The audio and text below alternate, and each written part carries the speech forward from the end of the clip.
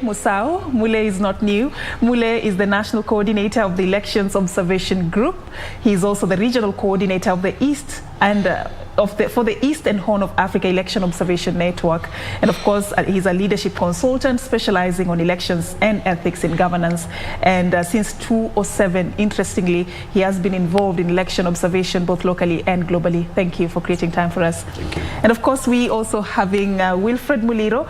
He's a governance strategist. He teaches at the international relations and international security at the Institute of Diplomacy and International Studies at the University of Nairobi.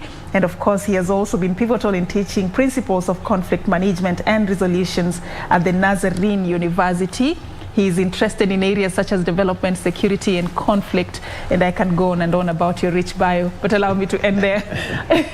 Thank you for creating time for us tonight, gentlemen. Thank you. Thank you. All right, so tonight we're talking about a very important topic, if you may ask me, because this is where it all starts. The quality of leadership we get at the end of the day depends on who we elect. And when we're talking about electoral integrity on a basic point of view, let me start with you, Musau. How do you define this for a Kenyan to understand what we mean when we talk about this issue, electoral integrity? I think the best way to describe electoral integrity is not even to go very deep into the dictionary. Yes. It's just to say it's honesty. We want honest leadership. We want people who uphold their moral principles in terms of their leadership qualities and their engagement in the process. And we want people who participate in the process with a very good track record. I mean, put simply, that's what we're talking about. Mm-hmm. Honesty, moral principles, strong moral principles in terms of your engagement with the public on matters to do with the leadership. Mm-hmm. Is that what we hold dear? If you look at our political terrain, our campaign trail, the kind of leaders we elect, what they say even on public domain, what they do when elected into office, are we where, Mule is describing? I would say that whenever you talk of electoral integrity, is like an oxymoron. It's like you're saying loud silence. Putting two words in a sentence that there is a clash. Today I saw a petition, I think it's like a public statement by youths to the EACC, and one of the statements was that they have looked at the lineup and it's like who is who in terms of criminals, corrupt, and all those people. It was very interesting, but I would say that from where he has started, it's also, it's like I'm looking at it in terms of, it's like a game. People sit together and we agree and we say, we will be fair in this manner. And we expect that when you go in that game, you will be a good player, the referee will also be very good, and will follow the rules we have agreed. But we don't know what normally happens, especially in what I would call maybe young states, the 50 years and below. We call them developing states. Maybe we're also developing in terms of democracy and electoral processes, that we find even the rules we have put there and the institutions also themselves, we don't listen to them. As we were just discussing, you'll find that even where the government, which should be the watchdog of those, the fair game in electoral processes, you'll find that they're the ones who break the rules. So I would say in short that we are still not at the peak of talking about integrity in elections, not just in Kenya, but most of these young states across the board, whether it is even in Latin America or Africa. Yes. That's a very unfortunate space to be in as a country, because the ideal is that we should be there. For us to have, quality leadership, we should be where, Musau is describing, but we are not there from what Muliro is telling me. So I'll come to you, Mr. Mahandia. I'll borrow from your legal mind a little bit. Just talk to me about how we have protected and safeguarded, the principles of integrity when it comes to leadership. He has cited institutions and, of course, pieces of law that should be able to help us do this. Let's talk about those. What do we have? Thank you very much, Safin. When you started, you mentioned about Chapter 6 of the Constitution, and for those who might not be aware, that's an entire chapter in the Constitution dedicated to ethics and morals and values of leadership and integrity. So one of the key, what strikes most about Chapter 6, it is a very unique aspect found in, I think Kenya is one of the very rare instances where we have an entire chapter dedicated to something that does not define structures of government, but defines how we relate, how public officers and state officers relate with government. And if the reason why that is so, if you want to find that out, you have to go back to our constitutional making journey and look at some of the constitutional documents that led to this constitution and the submissions that the public made during the process. And one thing that came out clearly was that Kenyans then were so frustrated and so unhappy with the way public state officers and our leaders were behaving because of corruption, abuse of office, violation of human rights. And Kenyans were so aggrieved and saddened by that state that the committee of experts decided to dedicate an entire chapter just to define ethical and moral standards. It was that serious. It was that serious. So in the 2010 constitution that we have, that was there, and even beyond that, beyond Chapter 6, there are so many other provisions in the constitution just that talk about that ethical and moral issues. And then we also passed several acts of parliament that reflected the desire of the Constitution. We have the Leadership and Integrity Act, we have the Public Officer and Ethics Act, we have the Anti-Corruption and Economic Crimes Act, and we have several provisions in other acts which talk about ethics and morals. So the key feature of it is that we have more or less legalized ethical and moral values in our laws. Yeah. Is that the way to go though, South, from where you... I mean, we have to make it legal. We have to introduce some sort of punitive measures for people to observe. When it comes to, matters like ethics, like integrity, I mean, going legal, is that the best strategy?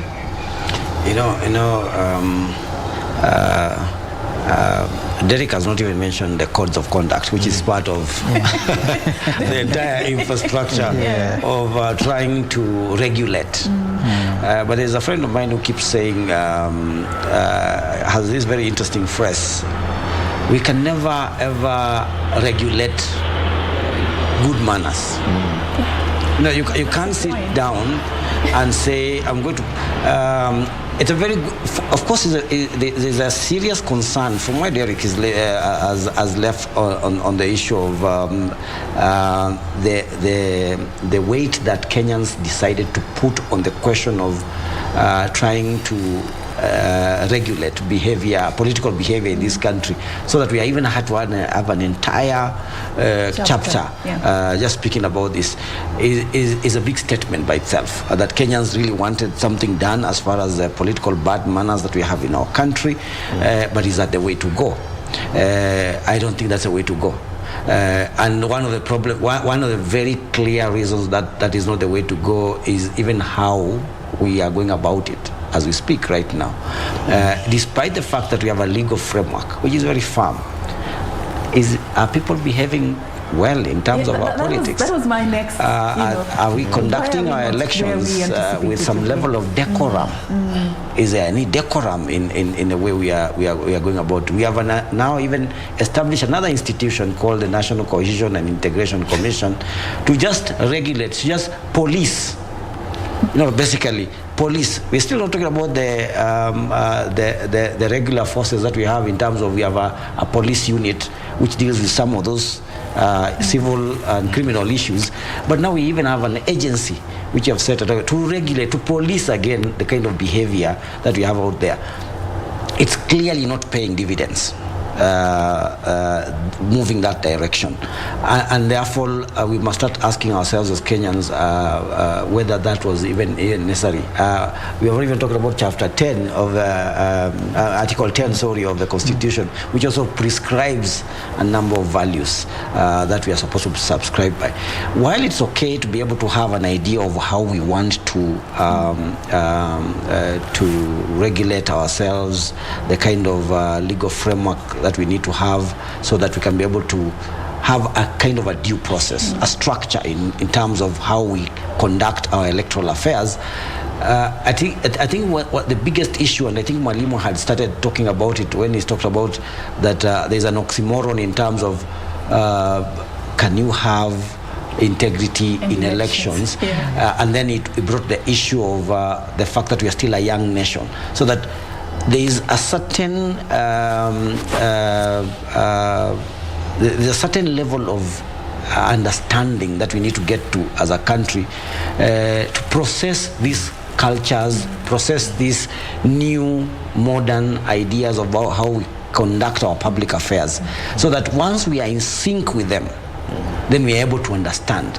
I always, one of the core issues that I always cite is that I don't think we are in a state, in a country, where we are yet to understand the modern nation state in such a way that we can be able to be compliant with the workings of a nation, or a new nation, of a new or modern nation state. Most of the things that we will be discussing in rallies and in political campaigns is about oathing, is about traditional.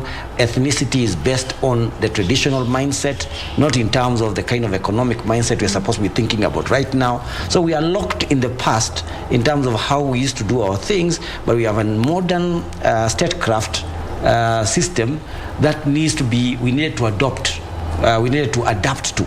But we've never adapted, and the best manifest of this is when we are conducting our electoral activities and political activities. You're playing catch up, basically, with the system. So the systems, the institutions, and other things that are out there, but we are yet to catch up.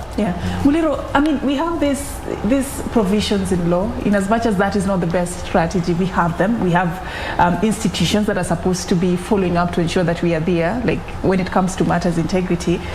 I mean, what loopholes are there to allow that are exploited to allow these political bad manners to continue close to 12 years down the line? For instance, when it comes to the 2010 Constitution, 12 years down the line, implementation of Chapter 6 of the Constitution is still proving to be a hard nut to crack. What is it that is the problem? What are we not doing right? Who is not doing what?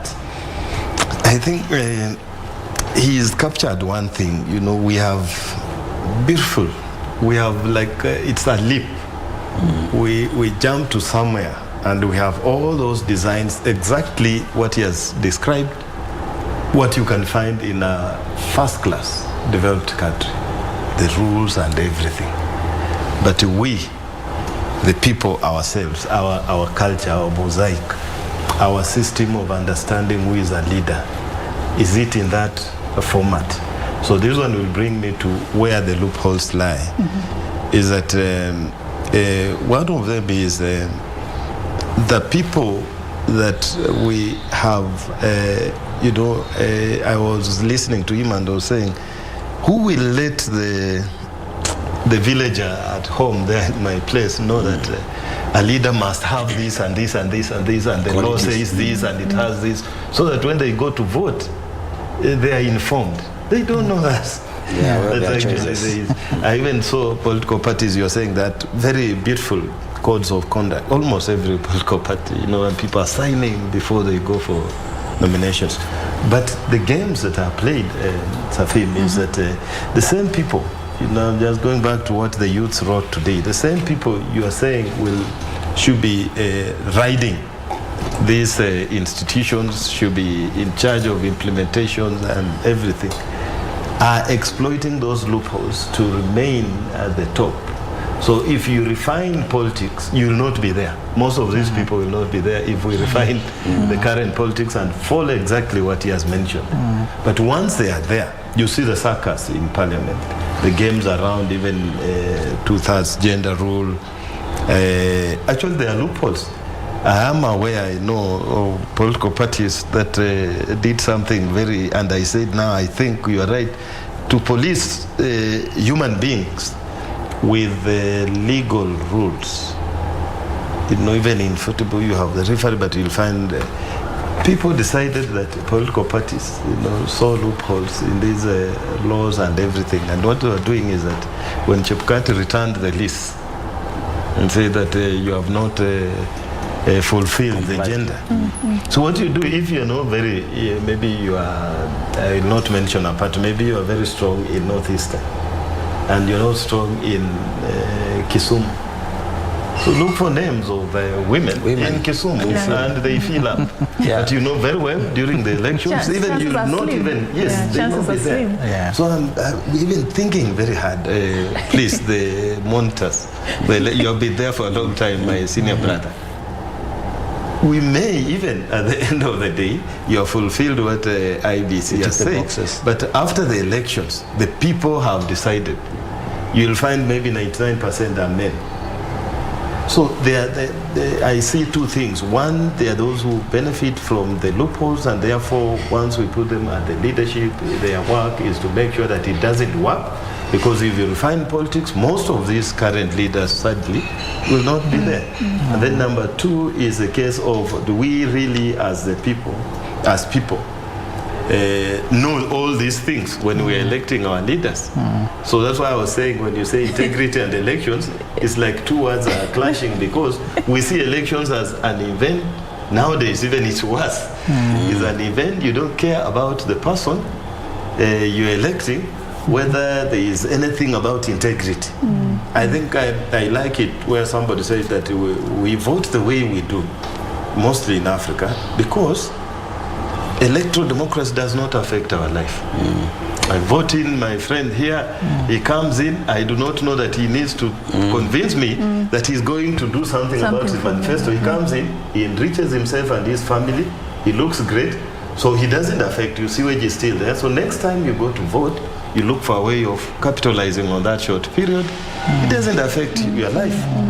So those are some of the loopholes that I think are playing against this struggle to have hygiene in politics. And let me just add a quick thing on a discussion that we've been having with a number of other experts over what seems to be the problem and how do we get ourselves into out of this particular mess, but what exactly informs it.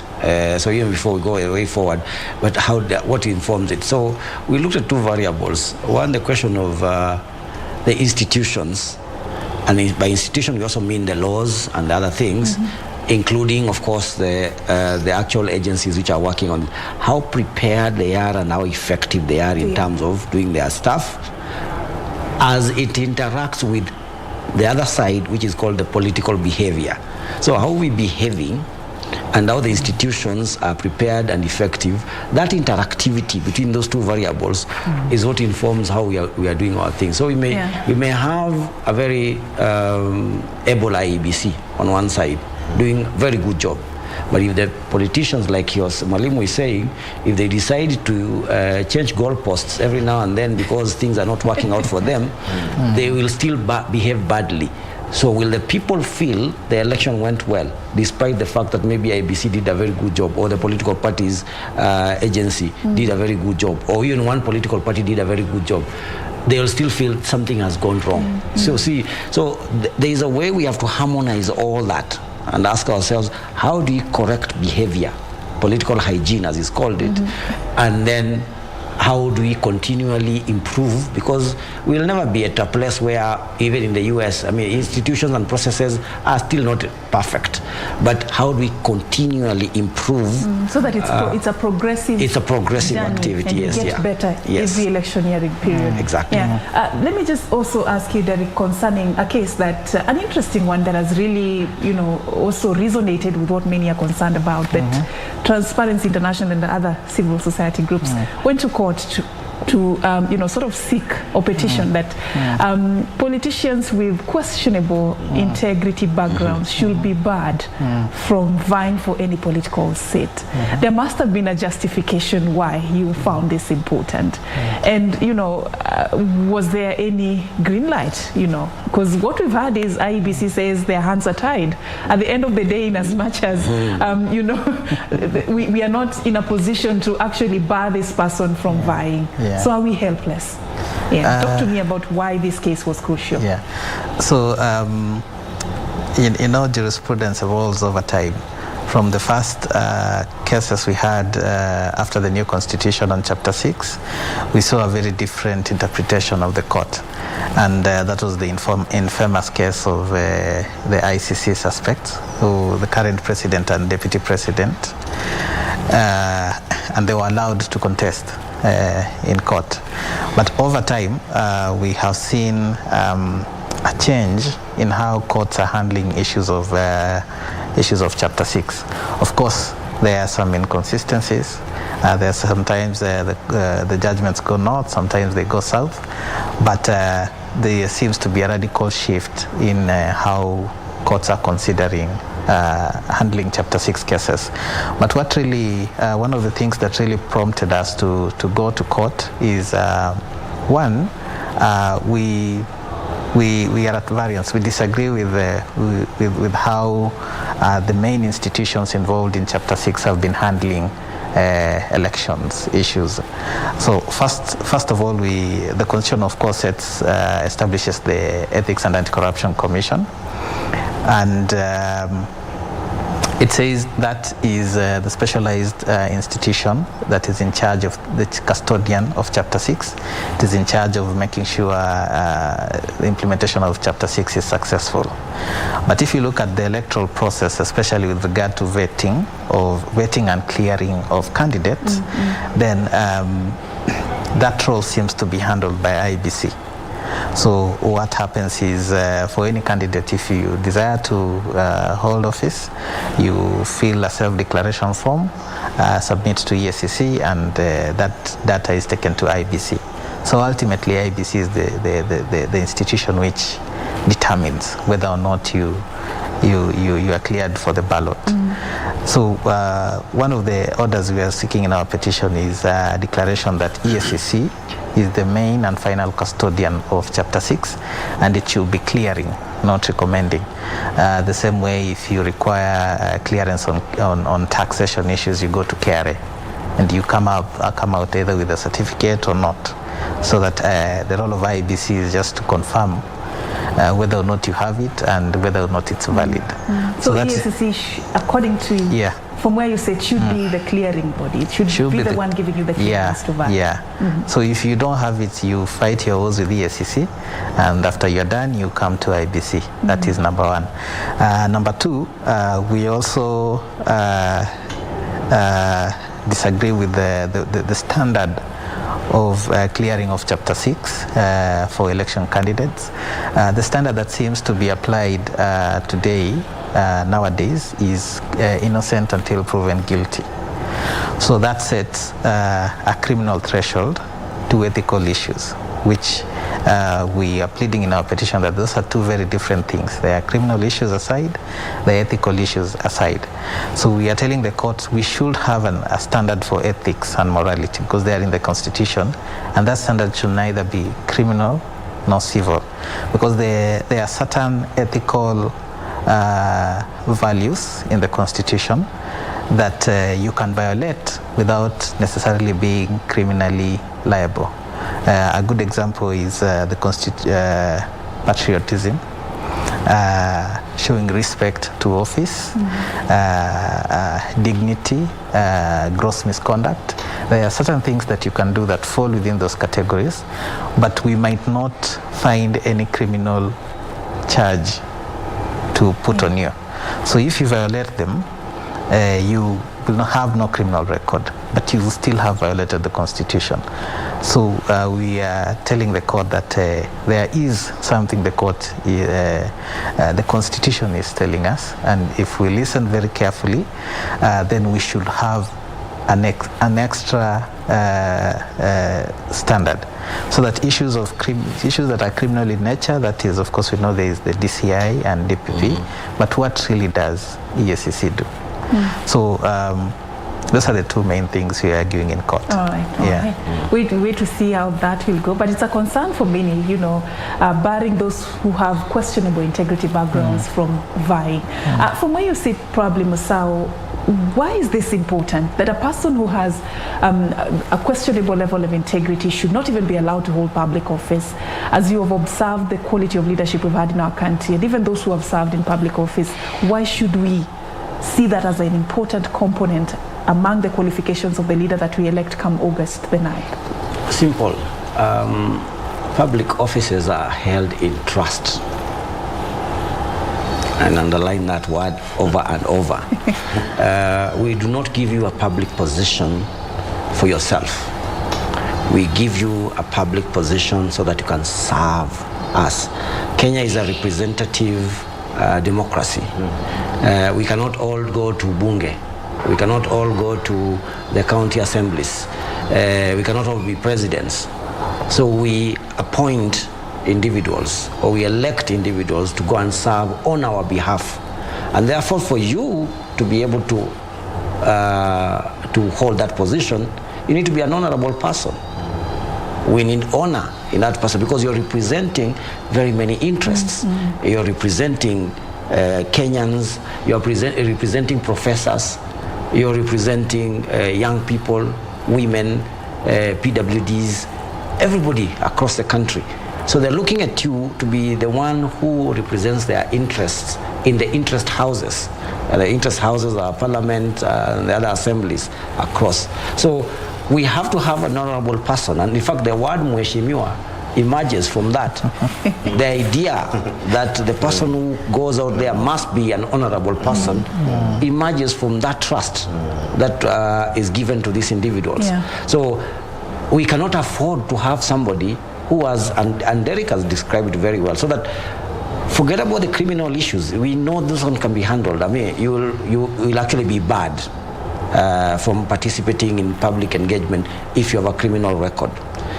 But it is the ethical issues which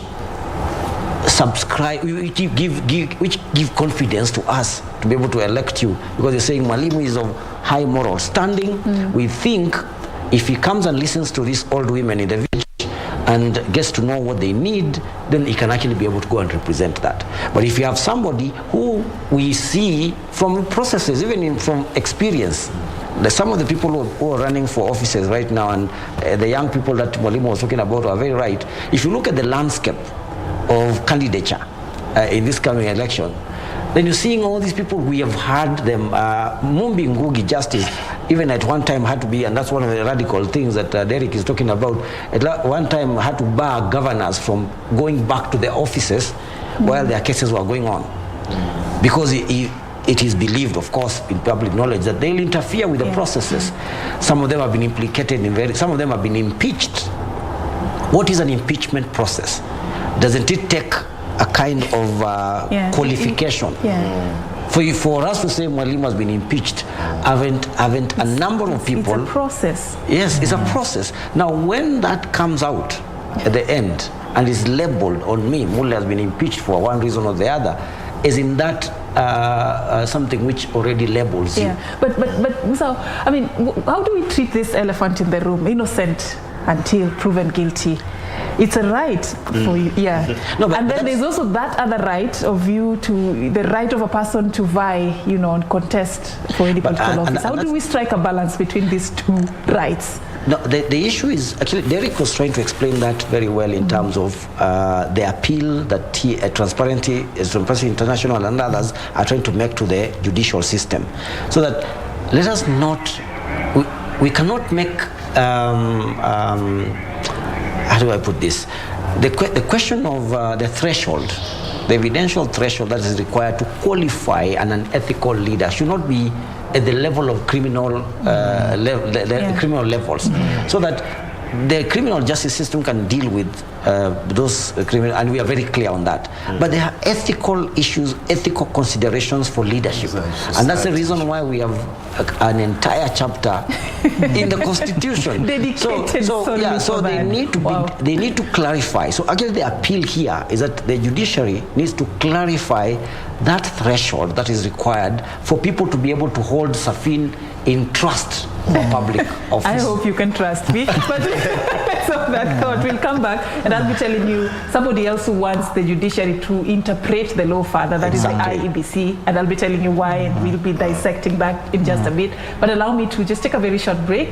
We are coming back with much more. This is Kenya Decides, coming to you live from Fairmont, the Norfolk Hotel. Do stay with us. We're coming back with much more.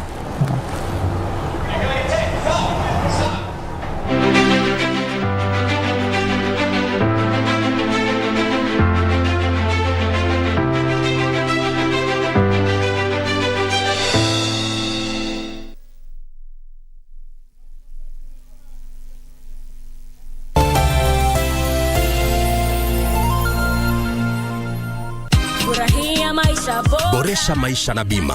Maisha hayatabiriki, huenda kukawa na panda shuka. Iwapo utashindwa kulipia bima yako malipo ya kila mwezi, usiwe na wasiwasi.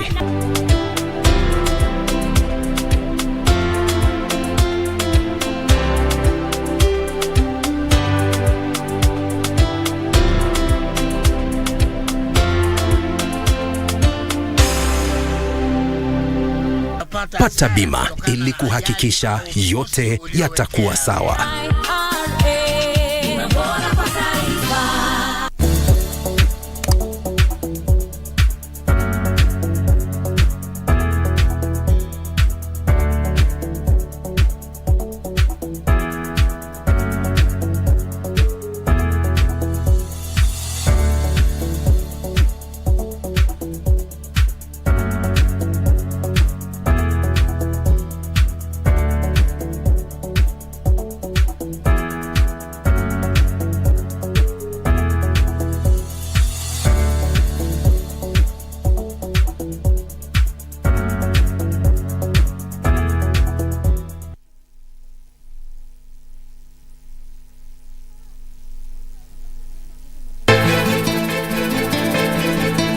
Mimi stories za nusu sizipendi. Najua. Nani alioita hapa? Haya ndio mambo ya kipuzi ambayo alikuwa. That's a dodgy answer. I think you're lying. I'm not lying. Nakwambia kweli. Kwanza, achana na msichana. Kwa hivyo inamaanisha ulipoletwa nyumbani ndio ilikuwa mara ya kwanza wewe kumwona Lea. Let us enjoy the football.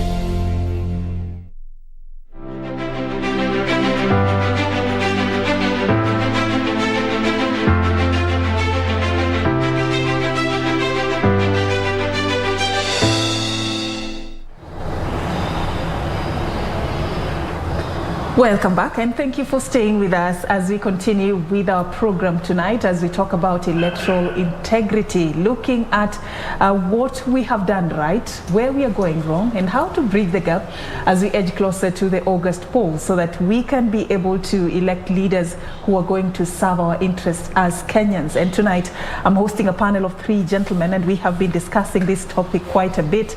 And I just want to pick up from where we left before we went on break, and I'll begin with you, Muliro. You know, earlier we were talking about these legal complexities and where there are loopholes even in law. And one thing that I'd like to bring up right now concerns what IEBC said just recently concerning, you know, saying that its hands are tied and they want the court to interpret the law, because as the law stands, for as long as one can appeal a conviction, he or she will get clearance certificate to vie for any political seat. This is in the event that a person who has been taken to court has been convicted. We know that there is that provision of it's your right to appeal at a higher court. So somebody has been convicted at the magistrate court, they go to a higher court, they go to the Court of Appeal, they go to the Supreme Court, and they do that. And sometimes at the end of the day, they carry the day. So, I mean, Is the judiciary, just to ask it plainly, sometimes a weaker link when it comes to addressing some of these issues? I think that song may not hold water, but the judiciary is a weak link. Heard about that. But what, I'm not a lawyer, but what he was saying was it captures what IBC is organizing over. Is that sometimes we place a lot of burden or responsibilities on institutions when, if we stepped back and looked at them, they say, we'll find that we don't need to place that burden on IBC. You know, we're almost moving to a level that we want IBC to be the judiciary, a level that IBC wants to be DCI or EACC. So I agree with what they were saying. If we can disintegrate and say that EACC can do this, then inform IBC this one does not qualify, then it can work. So I think for them, the same thing. And why I would not blame the courts is that somehow, in my view, in the current state of politics in Kenya, the only vanguard that we have that is for the people now, in my view, is the judiciary. In my view. Because parliament has been weakened, this parliament that we've had here, we cannot trust them to move the wheels of refining politics. As usual, executive will never be, because it's like a prefect with a stick in hand. But somehow I feel we may be very harsh on judiciary, but if you flip it on the other side and ask them that if they can hold other issues with very low threshold, again, flippers, then they'll be crossing into the basic human rights of people. So just the same way. So people can misuse the judiciary and say, stop my opponent so that I can win, and later you find that maybe it was not the case. So that's why they say you still enjoy. It's not that politics is now the major expedient aspect of life, so that we can suspend the rest and say, for the purposes of politics, my brother Msao, we must stop you at a very low level. You cannot run because we suspect that you are corrupt. So I think it just go the same way it's done with the rest of society. And now you find that the players themselves, I don't know whether there is connivance with judiciary, but somehow we have hope that it is the arm that is remaining on the side of the people. What you have mentioned is the most common thing. And that is why you should ask ourselves that how come in this election at this time, when Kenyans have become very, informed and institutions are almost working, almost all people who have cases, suspects, are running for elective positions. People who hold very high offices that we thought are even better than being an MP are actually exiting to be governors and MPs. That's the question I've been agonizing with. Maybe we need a research around that. And the idea is that once you get the kingdom, as Kwame Nkrumah used to say, you'll secure the rest, secure the political kingdom, and you'll be given the rest. You will be controlling all these institutions, and your cases will never be concluded. There's also one interesting thing that as you agonizing over those questions, which are very critical, I'm also asking myself, and we've seen this in the trends of how we vote. People who've even been implicated in major cases such as corruption and major cases that touch on integrity, they end up winning an election. And it's sort of like in this country, being implicated in a scandal is actually a bonus to winning. Why? I mean, what does that even tell about our own understanding of the culture of voting and understanding of what leadership means? Why does this happen? Political bad manners pays. Like it sells. I mean, today you're implicated in a corruption case, tomorrow you are, You see, when you have a system, when you have a country where the political, and to use Mwalimu as again it was in terms of seeking the political kingdom. So the political kingdoms is all protective. If it becomes all protective and it delivers, then there is desire by everybody to get into it. And then remember, what is the bad manners all about? We are talking about impunity, we're talking about corruption, we're talking about all those other things. What does corruption beget you? Wealth. Now, if you have a system, and then on the converse of it is that we have wananchi, all of us, who are very, innocently trooping to an election so they can be able to choose the best leader possible. But these people have the wherewithal to be able to mobilize us, to be able to release us. You know what releasing us means? Releasing us of voter bribery, giving people handouts, and therefore be able to buy their way right into the office, knowing, the incentive. You ask yourself, what are these incentives? And Mwalimu was even trying to ask that question. What are these incentives where you say we are having a member of parliament who is using about 30 million shillings to be able to get into office? How much does a member of parliament get in a month? Let's assume it's about 1 million shillings. So in a year, it's around what, 12 million. So in 5 years, how much money are you getting? And we still not talked about 60 million. Yeah, 60 million. But somebody has used an entire 30 million. They're saying they are going back there just so they can be able to get back their money and then be able to get another million. Is that the reason why they go? Some of the expenses even go beyond that. They go even beyond the amount of money that they're going to be able to use over that period. Because when we are talking about the money they're using, but we're also talking about the money they keep giving out even during when they're in office, because they still continue giving handouts. So what is the motivation to go to that political office where we have not seen a lot of good delivery in terms of good leadership in this country?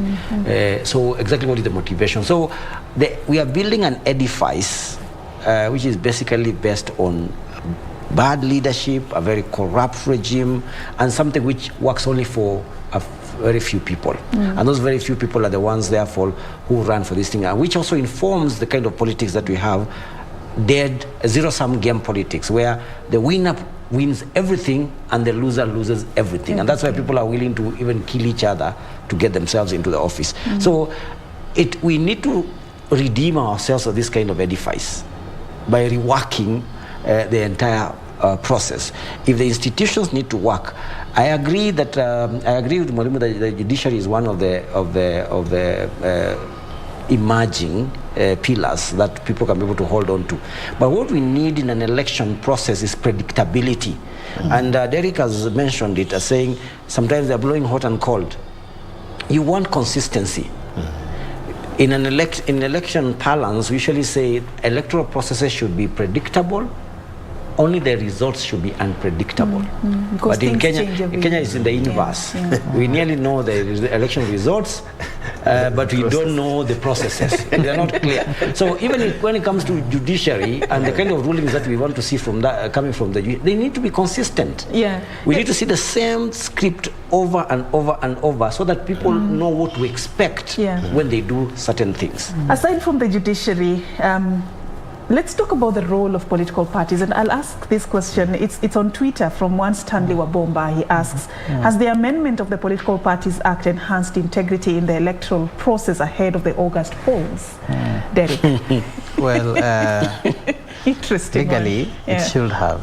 Because there's a provision, I think, Section 38H, that requires political parties to also vet candidates and ensure that they meet all the constitutional standards, including ethical and moral standards. So ideally, it should, but ideally. Underline ideally. And the big question has always been, how do you do that vetting? What tool do you use? What is the standard? And who is involved in that chain? So what we witnessed with the political parties during these nominations is that there seemed to be absolutely no form of vetting or clearing on ethical and moral standards. So I think it was everyone just came into the party, and some of them were cleared, some of them got they were allowed to participate in the nominations. So political parties are the first gatekeepers in ethical so they have a role, issues. They have a very important role, but we've actually seen some party blocking out aspirants or prospecting aspirants from contesting for office. We saw it with the Jubilee Party in Nakuru. And the NYS, Girita, she was blocked. And during the last election, I think also either Jubilee and ODM also blocked some candidates because of ethical issues. But they handle it very softly. I don't think there's any significant improvement. But it's something they're actually legally required to do, but they don't. Yeah. But just to add, in terms of we had this when we all observed, and all Kenyans observed the political party processes. So we have a new phenomenon which has come into town. The idea of direct nominations, consensus building, negotiated democracy, and all those things. Now, what Derek is pointing is actually could be a good thing if used well by the leadership of the political parties. Let's give it to them. The political parties really don't have the resources to be able to really conduct a totally clean elections. IBC requires over 40 billion shillings to even conduct national elections. Which political party has the muscle to be able to do something even close to that, even a percentage of that? I don't think they have that. But the idea of saying, let us sit and debate who comes on board, who we give tickets to, it gives opportunity to the leadership of the political parties, as Derek is saying, to be able to actually vet. And the law provides that they can be able to provide a system. They all submitted nomination rules to the commission, the IBC, and to the ORPP. Within those nomination rules is how you want to vet your candidates, how you want to, there are codes of conduct which needs to be adhered to. So we would have hoped that they would use the fact that within that boardroom, they can be able to say Mule does not look a very qualified candidate because he has been mentioned in this case and the other case and the other case. Therefore, let's save the people from this embarrassment by picking the right candidates. That is what we expected. Of course, the big issue for me, and this is what I wanted to add, is again predictability. How consistent is this? Are we seeing? Did we see places where somebody we thought would have been vetted out went through, and the same party at another instance actually does a good thing? So these inconsistencies and lack of predictability, people don't know what to think. So it is applied. Yes, it's selective application of that particular. It's even the issue of money. Exactly. Parties do not have resources. And these people with questionable characters and resources, when they arrive to a party, I've seen that, very genuine members who have gone through elections come, and the way they are treated is different from this corrupt person. Every party wants that person because they'll bring money. Of course. So still there is that weakness from the gatekeepers, as you say, the first people.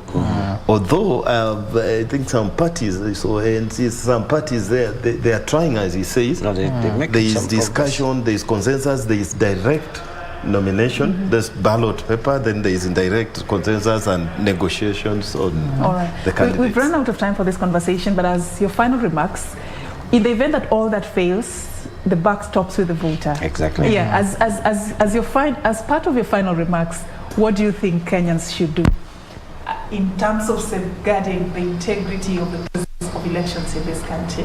I'll start with you, Derek, and then just finalizing. Okay. I think when we talk about corruption generally,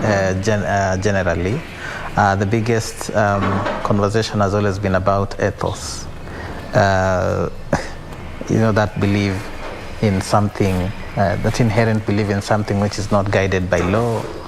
And Kenya has always been, stated that Kenya lacks a national ethos, so that we are very apathetic towards corruption. If we are able to fix our national ethos so that we can view corruption with the content it deserves, then the leaders we elect into office have to be tied somewhat with the issues of corruption, so that at the ballot box, and when we started, you talked about electoral integrity. So that's where it all starts, at the ballot box. I think leaders voters just need to make the right decisions, because something happens during politics. There's a euphoria that just clouds the voter's mind, so that any other time outside politics and campaigns, when you have a conversation with the average Kenyan, they are very optimistic and have a clear understanding of the people they want to associate with, and the kind of profile that they want their leaders to have. But when it comes to campaigns, somehow it just flies. So I think we really need to educate Kenyans and let them know that awareness, back stops with them. All right. Mule? Personally, elections is a process, a long process. It's a progressive process. From 63 up to now, we have seen a voter register which has been expanding. We have seen a younger and younger voters coming through. My hope is that younger voters being much more educated, being much more aware of the new environment that we're dealing with. Therefore, they are going to be able to interrogate the process much more.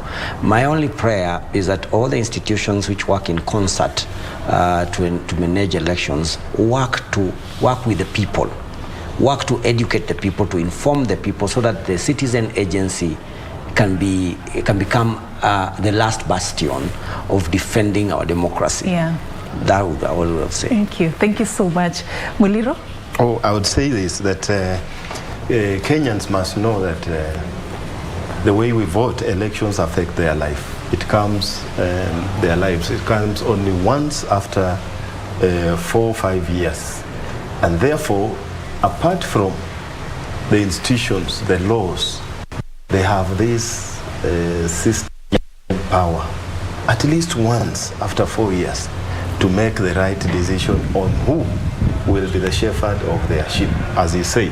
You know, the reason why we must have a person of integrity as our representative, because it is not a monarch, it is a representative democracy. We can all be presidents, by the way. All Kenyans, maybe 95%, are capable of being presidents.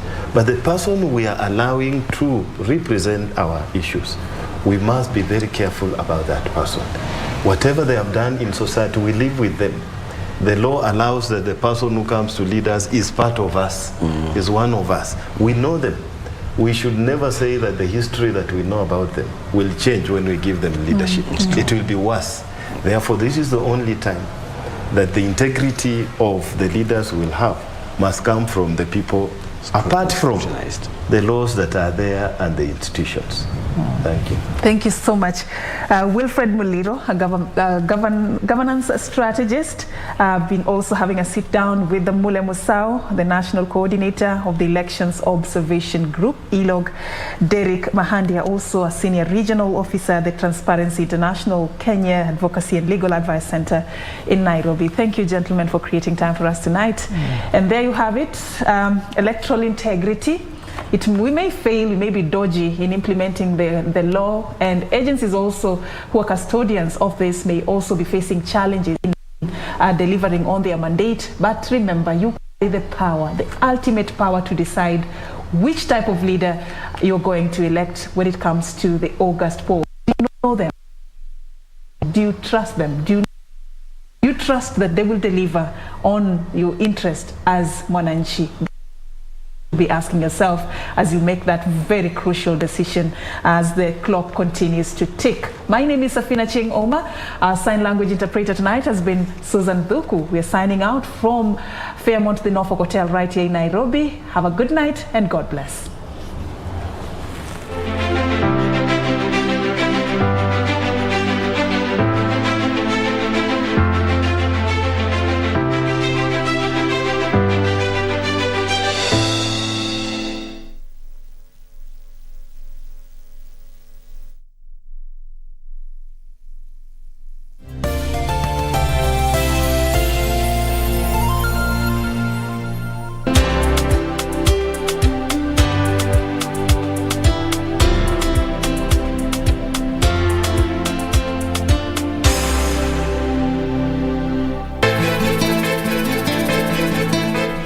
stori za nusunusu sizipendi. Najua Nani alioita hapa? haya ndio mambo ya kipuzi ambayo alikuwa That's a dodgy answer. I think you're lying. I'm not lying, nakwambia ukweli mo. Kwanza, achana na msichana. Kwa hivyo inamaanisha ulipoletwa nyumbani ndio ilikuwa mara ya kwanza wewe kumwona Lea. Let us enjoy the football.